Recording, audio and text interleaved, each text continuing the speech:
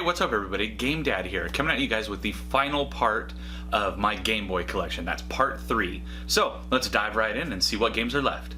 Serpent was released by Cage Create in 1990, and for anyone that remembers those old school Nokia phones, this will bring back fond memories of the game Snake. Now, the primary difference between that game and this one is that this actually has an AI computer opponent. Space Invaders was released by Taito in 1990 for the Game Boy, and it brings classic arcade action right into the palm of your hands. Now, thanks to the added functionality of the Super Game Pack mode, it actually gives you extra borders, different colors, and a little bit of added gameplay, as you can see in this capture. Star Wars was released by Capcom in 1992 and actually plays a lot like the NES version of Star Wars.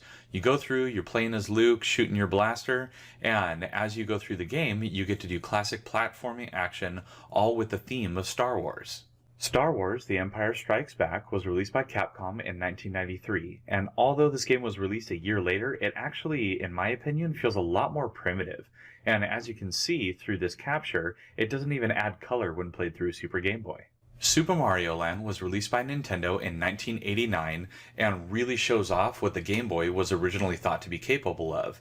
This was a brand new Mario adventure, and it actually looks pretty good for what it was. Super Mario Land 2: 6 Golden Coins was released by Nintendo in 1992 and was a major step up in the overall graphical quality, audio, and gameplay of the Game Boy. This is hands down one of my favorite original Game Boy games.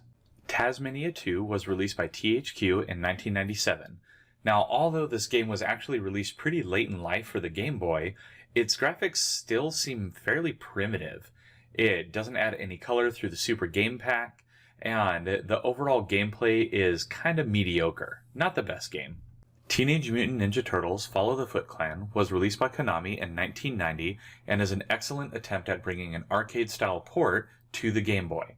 This game has classic beat-em-up action, playing as your favorite TMNT characters.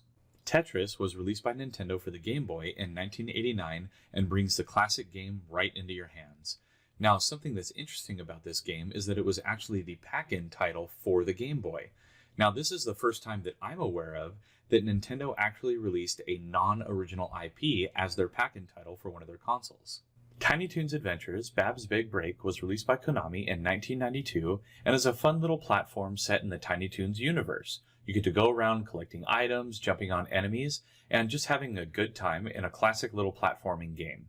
Wario Land, also known as Super Mario Land 3, was released for the Game Boy by Nintendo in 1994, and this was the first real introduction we had to Wario, the anti-hero to Mario.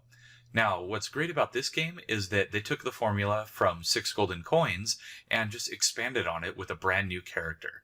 So this gameplay is actually really good. Wario Land 2 was released for the Game Boy by Nintendo in 1998 and takes everything that was great about the first Wario Land game and makes it even better. The game is smoother, the graphics are better, there's new enemies and new worlds to explore, and overall the gameplay is actually a lot of fun. The Legend of Zelda: Link's Awakening was released by Nintendo in 1993 and is a brand new Zelda game that actually lets you take Link on a handheld adventure anywhere you wanted to go.